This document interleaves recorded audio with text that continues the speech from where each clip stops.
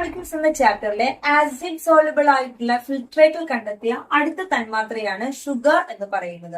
എന്താണ് ഷുഗർ എന്ന് ചോദിച്ചാൽ ഇവയുടെ ഒരു ജനറൽ ഫോർമുലയാണ് CnH2nOn.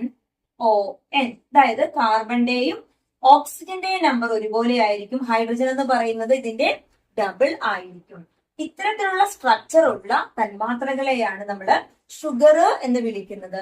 ഷുഗർ അല്ല എന്നുണ്ടെങ്കിൽ നമുക്ക് ഇതിനെ മോണോസാക്രൈഡ് എന്ന് വിളിക്കാം. ഇത്തരത്തിലുള്ള മോണോസാക്രൈഡുകൾ കൂടിച്ചേർന്നുണ്ടാകുന്ന ആ വലിയ തന്മാത്രകളെ നമുക്ക് പോളിസാക്രൈഡ്സ് എന്ന് വിളിക്കാം. എന്താണ് പോളിസാക്രൈഡ്?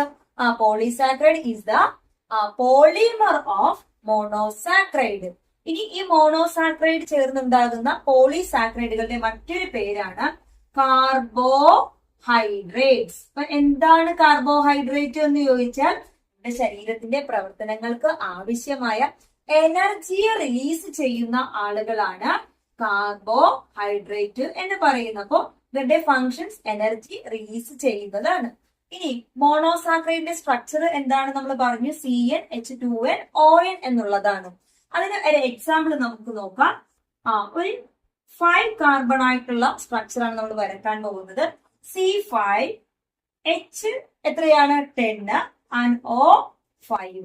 ഈ 5 കാർബൺ കോമ്പൗണ്ട് അല്ലെങ്കിൽ ഷുഗറിന്റെ പേരാണ് റൈബോസ് എന്ന് പറയുന്നത്. നമ്മൾ RNA, DNA എന്നൊക്കെ ഇനി അങ്ങോട്ട് പഠിക്കുന്ന ചാപ്റ്ററുകളിൽ സെക്കൻഡ് ഇയറിൽ വളരെ ഡീറ്റെയിൽ ആയിട്ട് നമുക്ക് നോക്കാനുണ്ട്.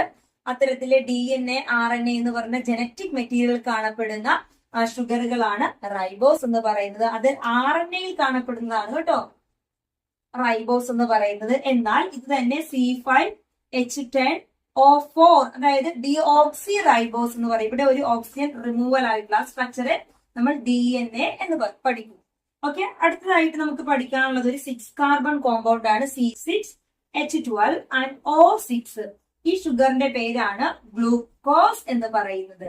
അപ്പൊ ഇത് ജനറ്റിക് മെറ്റീരിയലിലാണ്, DNA, RNAയിലാണ് 5 കാർബൺ ഷുഗർ അല്ലെങ്കിൽ പെന്റോസ് ഷുഗറുകൾ കാണുന്നതെങ്കിൽ C6H12O6 എന്ന് പറയുന്ന ഗ്ലൂക്കോസ് ആണ് നമ്മുടെ ശരീരത്തിന്റെ എനർജി സോഴ്സ് എന്ന് പറയുന്നത്.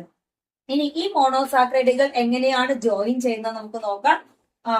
2 മോണോസാക്രൈഡുകൾ തമ്മിലാണ് ചേരുന്നതെങ്കിൽ നമുക്ക് ലഭിക്കുന്ന ആ പോളിസാക്രൈഡിനെ നമുക്ക് ഡൈസാക്രൈഡ് എന്ന് വിളിക്കാം. എന്താണ് ഡൈസാക്രൈഡ്?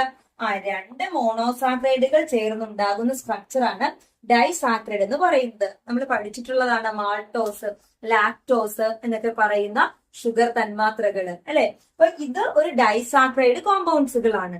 അടുത്തത് പോളിസാക്രൈഡുകൾ എന്താണെന്ന് ചോദിച്ചാൽ 2 അധികം മോണോസാക്രൈഡുകൾ ചേർന്ന് ലഭിക്കുന്ന ആ വലിയ സ്ട്രക്ചറെയാണ് നമ്മൾ പോളിസാക്രൈഡുകൾ അല്ലെങ്കിൽ കാർബോഹൈഡ്രേറ്റ് എന്ന് പഠിക്കുന്നത്. ഇനി പോളിസാക്രൈഡുകളിൽ നമുക്ക് പഠിക്കാനുള്ള എക്സാമ്പിൾ എന്ന് പറയുന്നത് സ്റ്റാർച്ച്, സെല്ലുലോസ്, ഗ്ലൈക്കോജൻ, ഇനുലിൻ എന്ന് തുടങ്ങിയ സ്ട്രക്ചറുകളാണ്. 2 മോണോസാക്രൈഡുകളുടെ സ്ട്രക്ചർ പഠിക്കാനുണ്ട്. ഫസ്റ്റ് വൺ 5 കാർബൺ ആയിട്ടുള്ള റൈബോസ് ഷുഗർ ആണ്. അപ്പൊ 5 കാർബൺ എന്ന് പറയുമ്പോൾ ഇവിടെ കാർബണിന്റെ പൊസിഷൻ നോക്കാം. First, second, third, fourth. ഈ 5ാമത്തെ കാർബൺ എന്ന് പറയുന്നത് ഇവിടെയാണ്. ഓക്കെ, അപ്പൊ 5 കാർബൺ C5 ആണ്. ഇനി H എത്രയാണ്? H10 ആണ് അല്ലെ. നമുക്ക് നോക്കാം. ഇവിടെ ഹൈഡ്രജൻ 1 ഇവിടെ ഉണ്ട്. 1, 2, 3, 4, 5, 6, 7, 8, 2, 10. ഇനി 5 ഓക്സിജൻ ആണ്. 1 ഇവിടെ ഉണ്ട് അല്ലെ. 2, 3, 4, 5. ഈ C5H10O5 സ്ട്രക്ചർ വരുന്ന ഷുഗർ ആണ് റൈബോസ് ഷുഗർ എന്ന് പറയുന്നത്. ഇത് RNAയിൽ കാണുന്ന സ്ട്രക്ചർ ആണ്. ഇനി ഇത് തന്നെ DNAയിലേക്ക് കാണുന്ന സമയത്ത് ഡിയോക്സി റൈബോസ് അതായത് C5H10O എന്നുള്ളത് 4 ആകുന്നു. ഈ 2ാമത്തെ പൊസിഷനിലുള്ള ഓക്സിജൻ ആണ് അവിടെ റിമൂവ് ആകുന്നത്. അപ്പൊ അത്തരത്തിലുള്ള സ്ട്രക്ചർ ഷുഗർ എന്ന് പറയുന്നത് കാണുന്നത് DNA-യിൽ ആയിരിക്കും. ഓക്കെ, ഇപ്പൊ 2 5 കാർബൺ വരുന്ന ഷുഗറുകളാണ് നമ്മൾ പഠിച്ചത്, റൈബോസ് ഷുഗറും അതുപോലെ ഡിയോക്സി റൈബോസും. അടുത്തത് 6 കാർബൺ ഷുഗർ ആണ്. 6 കാർബൺ ഷുഗറിന്റെ പേരാണ് C6H12O6 ഗ്ലൂക്കോസ് എന്ന് പറയുന്നത്. ഒരു 6 കാർബൺ ആയിട്ടുള്ള ഷുഗർ നമ്മൾ വരച്ചിട്ട് അതിന്റെ സ്ട്രക്ചർ പരീക്ഷയ്ക്ക് ചോദിക്കുന്ന ശരീരത്തിന്റെ പ്രവർത്തനങ്ങൾക്ക് ആവശ്യമായിട്ടുള്ള എനർജിയെ റിലീസ് ചെയ്യുന്നത് ഗ്ലൂക്കോസിന്റെ ഫോമിലാണ്. ഓക്കെ.